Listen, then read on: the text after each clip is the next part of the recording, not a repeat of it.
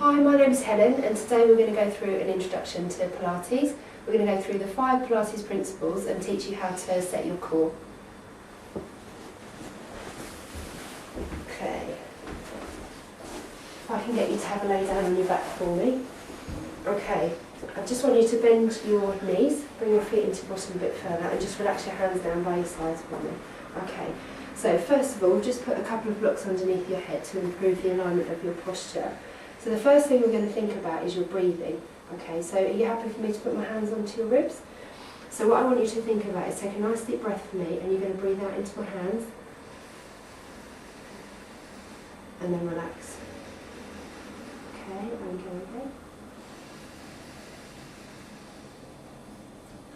Okay, good. So when you're doing each of the moves today, I want you to think about your breathing, and you're going to try and expand your ribs out to the side as much as you can. Okay. The next thing we're going to think about is the position of your pelvis. So if I can have your feet hip distance apart and your knees pointing up to the ceiling, you're going to make a diamond shape for me with your hand now. So your thumbs are going to go onto your belly button and your fingertips point down towards your pelvis. And I want you to rock your pelvis forwards and backwards as much as you can in each position.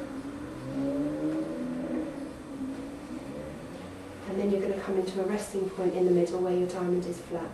Okay, and then relax your arms down by your side. So now we've achieved a neutral spine position for your lumbar spine, just keeping your knees pointing up to the ceiling. The next thing I want you to think about is your ribs being down. So you're going to pull your ribs down towards your pelvis, good, and that just helps to activate your core muscles even further. And then from there, the next thing you're going to do is you're going to think about your shoulder blades. So you're going to think about them being down and back, and just gently reaching your fingertips down towards the wall there. Good, okay. The next thing I want you to think about is the position of your head. So you're going to gently lengthen the back of your neck and just think about having a very gentle chin tuck. Okay, good. Okay.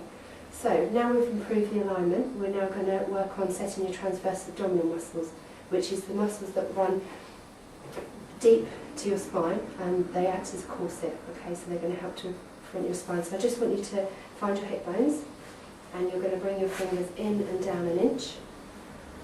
Okay, good. Okay. Now what I'd like you to do is you're going to breathe in, and as you breathe out you're going to gently draw your lower abdominal muscles in, so you should feel gentle hollowing away from your fingertips. Good. And you're doing that about 30% of the maximum. So if you had a belt on, you'd just be thinking about pulling in like 3 notches on your belt there. Good. And while you keep that contraction, just think about breathing into the size of your lungs there. Good. Okay, I'm just going to check that you've got the activation of those muscles there. Okay, good. Okay, so the next thing that we would do from there, once you've got your core activated, is we would move on and start to add in some movements with your arms and your legs to try and challenge the activation of those muscles and work you a little bit harder. Thank you very much. Okay. Hi, my name is Helen Pearce. I'm a qualified physiotherapist.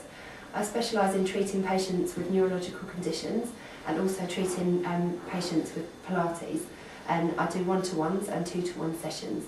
I train with the Australian Physiotherapy Pilates Institute, and I've also done Pilates for patients with neurological conditions.